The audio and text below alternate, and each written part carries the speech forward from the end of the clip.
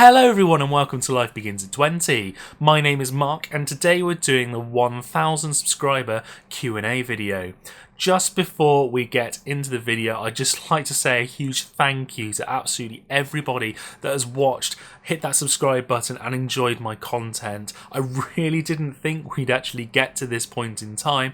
I never thought the channel would get this big, so I'm just absolutely over the moon with this, and I can't thank you all enough for enjoying my content and letting me know about it. So thank you so much. With the questions themselves, there are going to be a lot of questions that were asked very similar, so I've only taken the one of them by a certain individual. So therefore, if you hear your questions not been answered or asked, it's only because there are going to be other questions that are very similar and I've just tied them into one. So without any further ado, let's get stuck in. We've got our first question here from Martin Sedmera, who is at Pokemon77. He asks, when did you start playing Magic the Gathering? To be perfectly honest, when I was a kid, I used to be very much into Pokemon cards, like I'm sure many of us were. I remember picking up an intro deck for that at some point in time when I was that younger, but to be perfectly honest, because I didn't really get into it at that point in time, I've no idea what the actual pack was. I'm pretty sure it was just an intro pack from, say, 10-15 years ago. Honestly can't remember what that was, but when I came back to Magic, which was only a couple of years ago, I started off with Magic Origins, and that was what the set that came out at the time. So, you know, that for me, and then Battle for Zendikar, I think literally just came out at the end. So I was opening a fair few packs of those. But my friends had loads of decks, been playing for absolutely ages.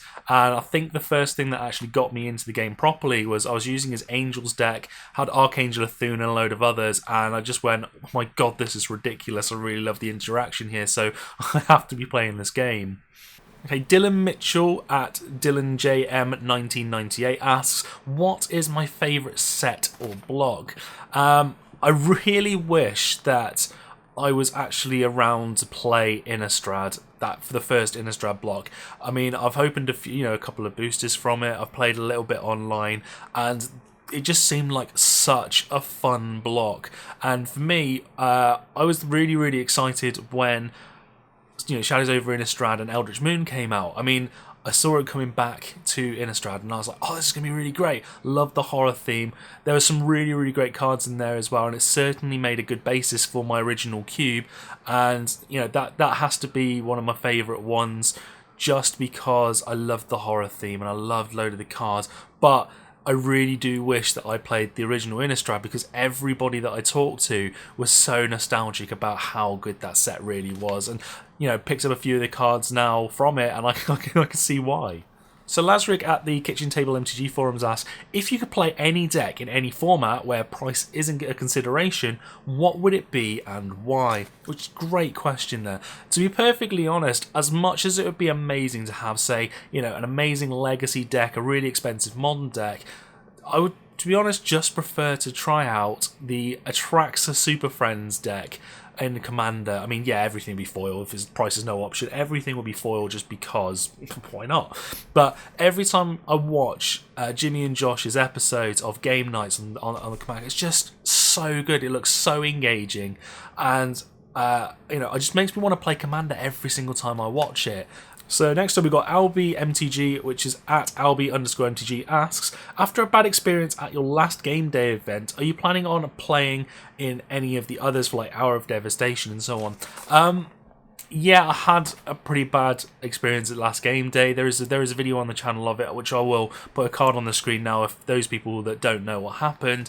It hasn't put me off, maybe a little bit on standard, so I'm just kind of waiting to see what happens with Amonkhet. I didn't get to go at the weekend because I was at work, but if I'm actually off, I will definitely be trying out Hour of Devastation. I'll just go to a different game store and just see how that goes. So the next question here comes from Superfast Tortoise.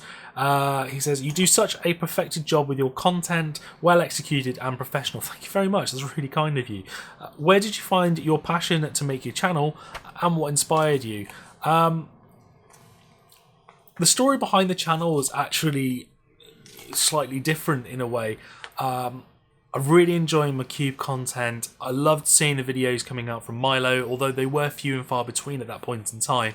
And I was just like, well, I'm really enjoying learning about all of the stuff, and there may be some beginning people like me that might find it difficult to actually get into the format because you've got the video from the professor introducing a cube, and you've had cube content creators come and go.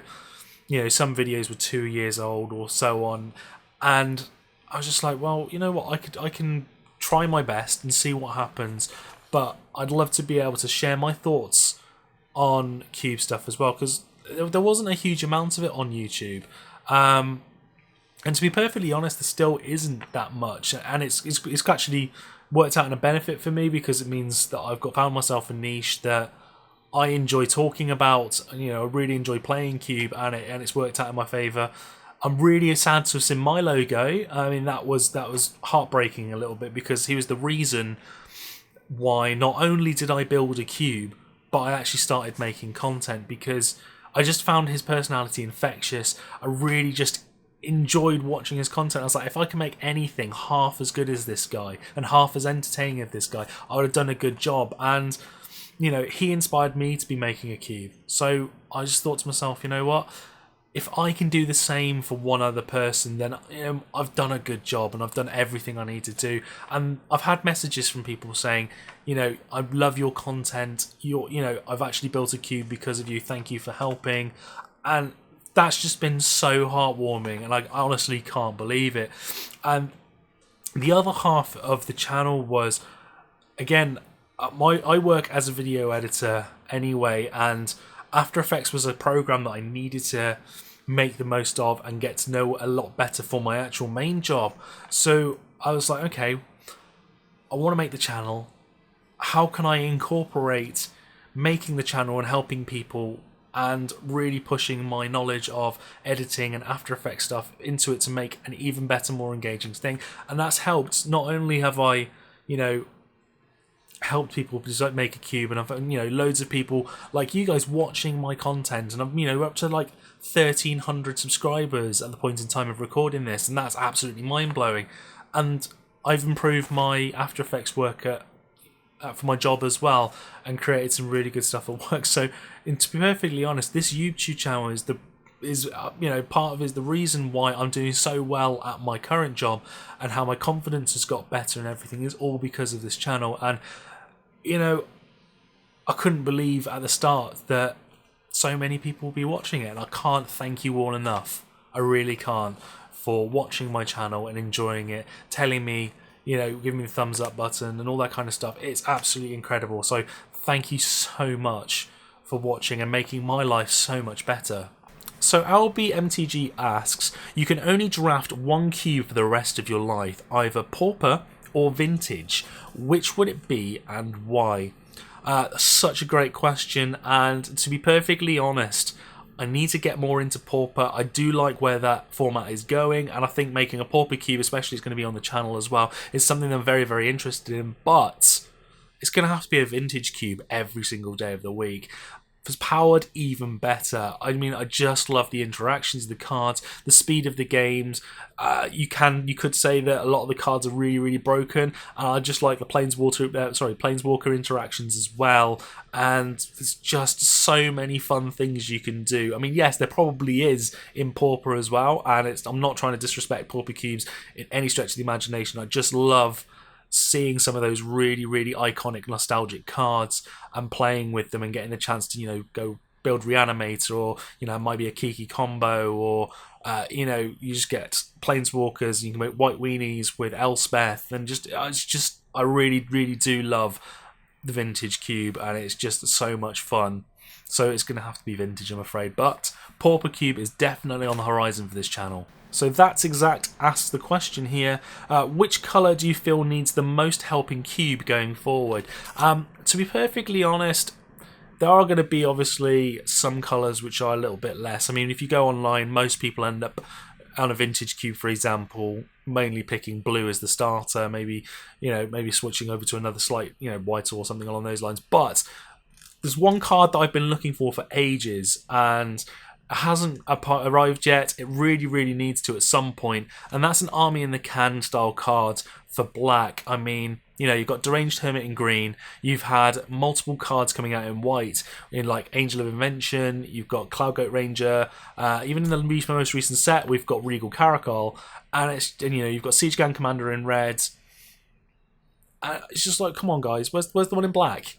That's all we're looking for. That's all I really want. I mean, yeah, if Regal Caracal came out in black, that would have been perfect. Absolutely perfect. But unfortunately, it didn't. But that is, for me, the one card that I'm just waiting for. Next question comes from Yana Kama. I hope I've actually pronounced your name right this time, unlike in the Q for 2 episode that we did. And she's also known as @_braids. Ask the question, will you visit Berlin and Cube with me? I'd love to.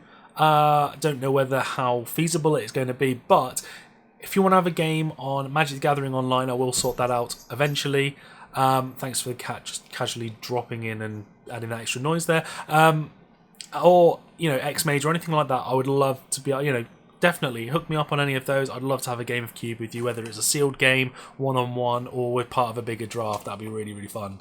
So LB MTG asks the question, if I had to sum up my experience as a YouTuber in the form of a Magic the Gathering card, what would it be?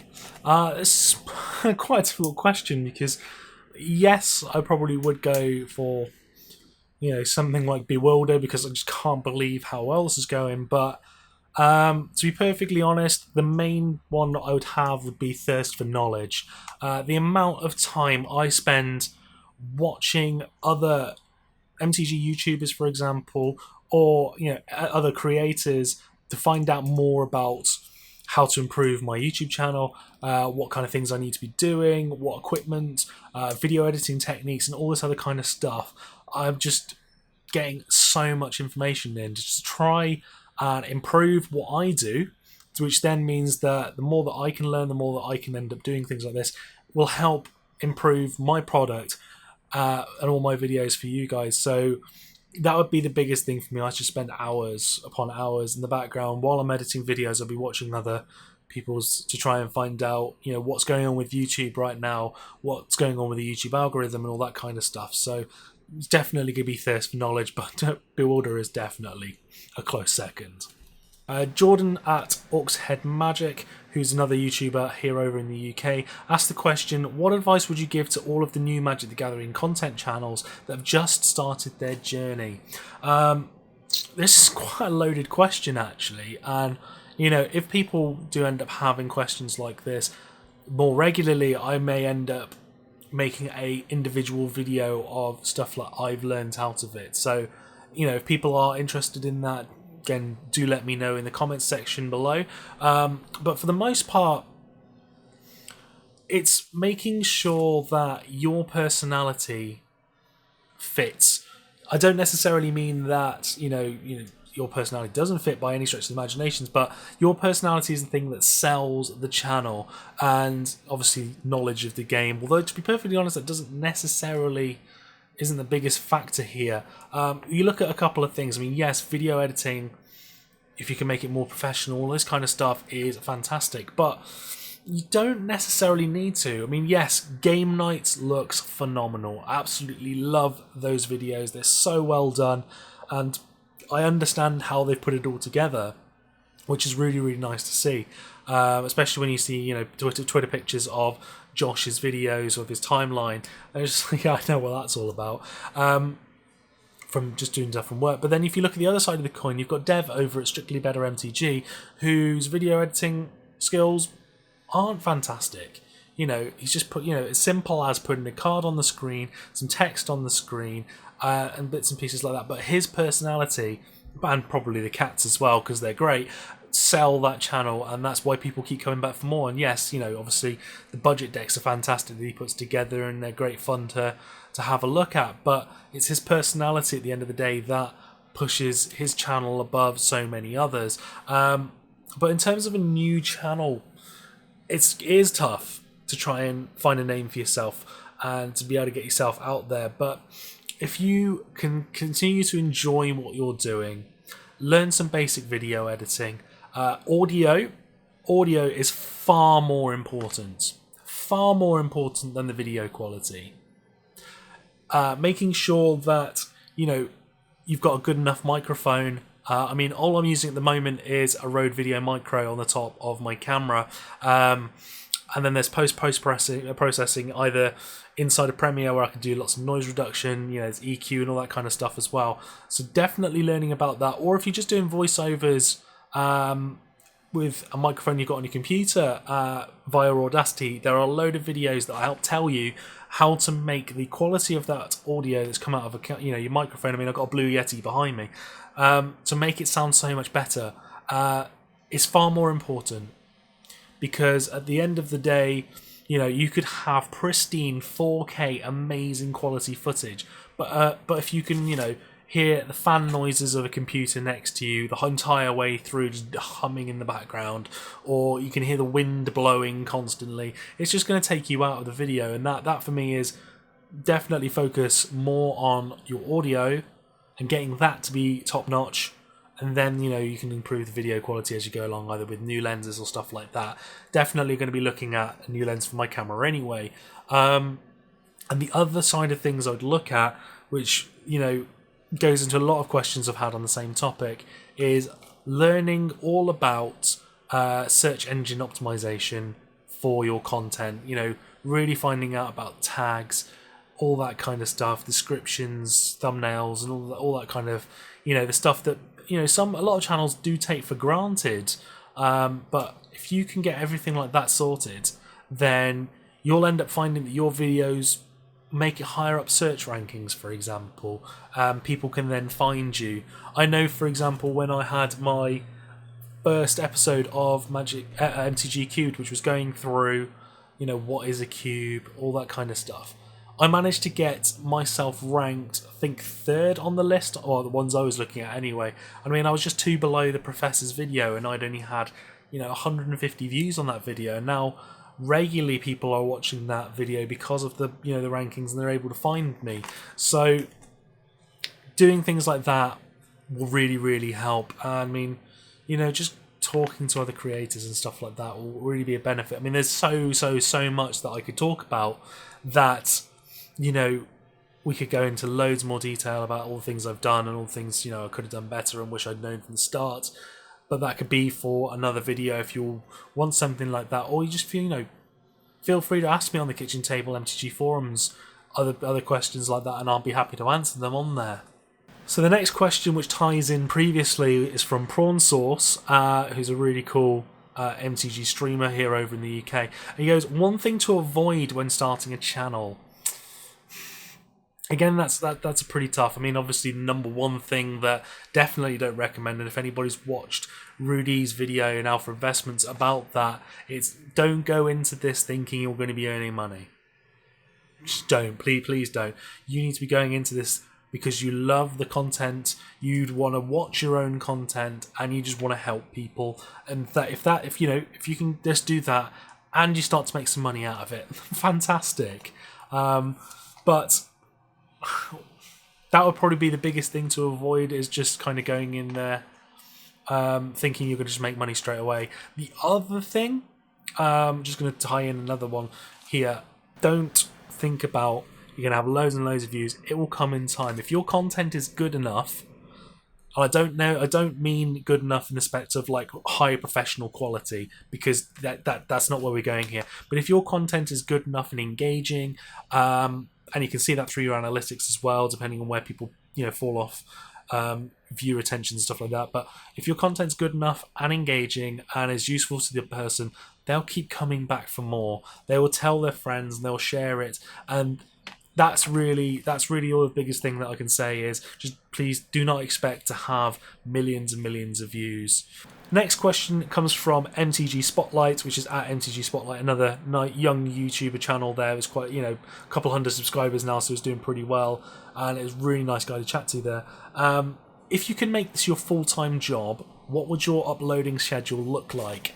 To be perfectly honest, if I could make this my full-time job, I'm never expecting anything like this to happen. I'd probably say I'd add maybe 1 extra day a week.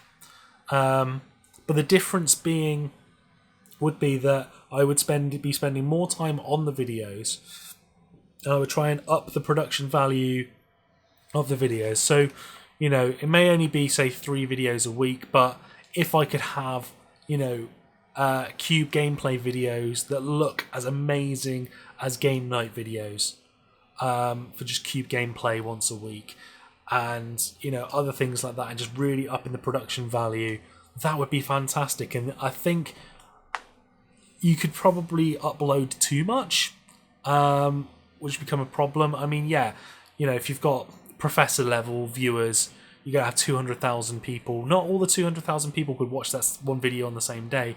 And then the next day they've got another video to catch up on, another one, another one, another one. So you could probably overload too much. So I'll probably say, yeah, 3 videos a week of higher production value would probably be where I'd be going. I mean, yeah, you could have cube videos, content videos, which you could split up into multiples and stuff like that. But no, it would probably be 3 videos a week. Now we get into the more personal, fun style questions here. So Lazric at Kitchen Table and GG Forums asks, what is my favourite movie? I mean, this is a really tough question. There's so many films I like for loads of different reasons. I mean, I'm a huge animated film fan. So, I mean, I love my Disney films, love my Pixar films, and all, Shrek from DreamWorks and all that kind of stuff is fantastic. I love my old school Carry On films, British humour, fantastic. If you haven't watched them, they are great fun. Very, very dated, but it's just so funny. In terms of cinematography, we're looking at, Shawshank Redemption is got to be up there, and number 1, it is on IMDb for good reason. The film is just cinematography is absolutely fantastic. I love that film. But if I was stuck on a desert island and I could only have one film, I'm going to be cheeky and ask for a trilogy, but that would be it. It's the Lord of the Rings trilogy. Absolutely adore those films. Really enjoyed the books. Some parts of the films I kind of go, I kind of wish that they added them in there. I mean, like the Hobbit Rebellion in the books, I would love to have seen that in the film instead of the half an hour it takes for everybody to cry and disappear. I kind of turn off as soon as Aragorn's been crowned king. Done. That's the film over for me. Because the ending is just so drawn out. But I love those films. They're so well done. The scale of them is fantastic. The characters are all great. I spent far, far, far too long when it first came out. I went to see the first film 4 times in the cinema, the second one about 3 or 4, and the third one 3 times in the cinema because I just adored them. And when we first saw the Smeagol character, I tried my best to try and reenact his voice. Don't think I did that well of a job, but it's alright. I just spent loads of time. I just adore those films, and I watch them like 2 times a year. Religiously, I'll go through a day and be like, I fancy watching those films today, and I go through the extended editions from the start to the end in a day, and I absolutely love doing that. And the films just don't ever get old for me. I really do enjoy them. Yes, CG wise, they probably do a little bit now after seeing the Hobbit films coming out and everything that's just got even bigger and better, and especially knowing how all of the visual effects and all that kind of stuff works because of doing that at university. You can kind of see everything a little bit more now. But it doesn't matter for me. Those films are fantastic. So next we've got Rhino at MTG_Young Mage asks, what do you have for breakfast? It does vary. Most of the time I would probably say I'll have like mini Weetabix. The fruit and nut one's great. On a weekend, if I can get a nice fry up, I'll have a nice fry up because who doesn't like bacon, eggs, bacon, scrambled eggs, sausages, toast, hash browns, beans, that kind of stuff. I mean, who doesn't enjoy that? But most of the time, it'll be mini Weetabix. More recently, it's been like granola and yogurt and stuff. But no, mini Weetabix is probably the main one that I'll end up having for breakfast. Zuby asked the question, what is your favourite non-MTG game? That's a really tough question. I mean, when I was younger, I had an obsession with ancient Egypt, and I love playing the game Pharaoh. It's a nice city building game similar to like Civilization or something along those lines, which were great fun. Kingdom Hearts, which I'm so glad came back out. the remastered version on the PlayStation 4. I've been really enjoying those. I mean, Disney's fantastic. Goofy is my favourite character, and as you can probably see up here, we've got him in a Funko Pop form because just Goofy's cool. But World of Warcraft's the game I played the most. I wouldn't necessarily put it down as my favourite anymore, but it definitely used to be. I've been loving a bit of Overwatch as well. That's just great fun. So for the last question, it comes from Rhino, MTG_YoungMage. He asks, what is the unladen speed of a European swallow? Great question. Love the Monty Python theme here. I mean, Quest for the Holy Grail, such a good film. One of the British classics. Unfortunately, I am going to say I had to look this up because I didn't know. Apparently it's 24 miles an hour, which is always good, but I do love the scene where they're trying to cross the bridge. And the guy asking the question doesn't know whether it's a European or an African swallow. Flies off. Such a great question. And thank you all for giving the questions to me for this Q&A video. I'm absolutely overwhelmed. There's a lot of questions in here that were fairly similar, as you might have already guessed, with the ones that have been answered. So if yours was close to that, I've tried to make sure that every single person has been mentioned and a question by them has been mentioned. So if you have any other further questions for me, feel free to come to the Kitchen Table MTG forums and ask them, or put them in the comment section below. I'm sure there'll be another Q&A video coming up when we get to either say 2,000 subscribers or even more. I'll definitely be doing another one. So if you have more questions for me, definitely do save them up, ready for another video as well. I'm just so thankful for getting to this mark.